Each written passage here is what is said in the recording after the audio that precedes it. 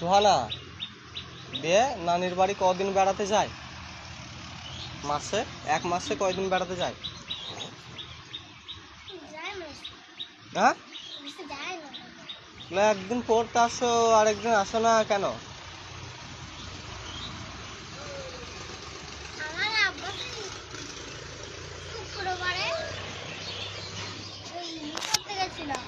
আমাদের ওখানে জায়গা কিনতে জায়গা স্টার্ট করতে গেছি। আমার মা আর আমার আব্বু গেলাম না মারিনা, আমি আমার ভাই নানির বাড়ি থেকে। বাহ, তাহলে তোমাদের মেলা জমি আছে তো? নানির একটা ওখানে কিনতে নানিদের মোড়ে। ও, আমার এইখানে আমরা একটা কিনেছি। তোমার নানি টাকা আমাকে ধার দিবা?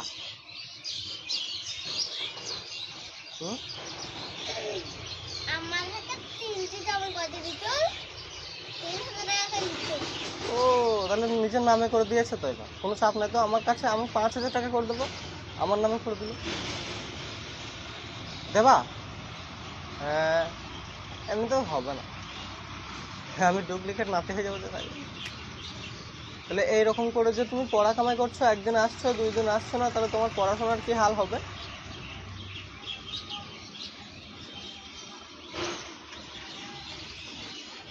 এর উত্তর তোমার কাছে আছে?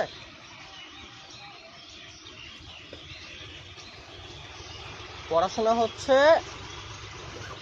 ভক্তির ভগবান। ভক্তির ভগবান কেন বললাম? তুমি যতটুকু কর্ম করবা ততটুকুই ফল পাবা, তার অ্যাকচুয়াল পরিমাণেও বেশি আশা করা যাবে না। বোঝা গেল? এই জন্য বললাম ভক্তির ভগবান। যতটুকু ভক্তি করবা ততটুকুই পাবা, তার বেশি আশা করা যাবে না। আর তার বেশি আশা করলেই তুমি ঠকবা। কেননা তুমি যদি পড়া না করো, তোমরা যদি পড়া না করো, তোমাদের পরীক্ষার হলে ব্রেন থেকে পড়াশোনা আবিষ্কার হবে না। হবে? ব্রেন থেকে পড়াশোনা আবিষ্কার হবে? তাহলে তোমাকে রিডিংও পড়তে হবে, তবে তো তুমি গল্প বানিয়েও লিখতে পারবা। আর যদি পড়াই না করো, এরকম করে রেগুলার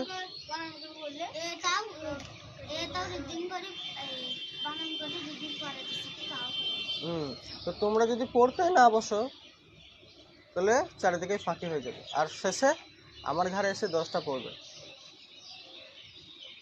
সো আগে পড়াশোনাটা করো ভালো করে, তারপরে বেড়াতে যাও, এই করো।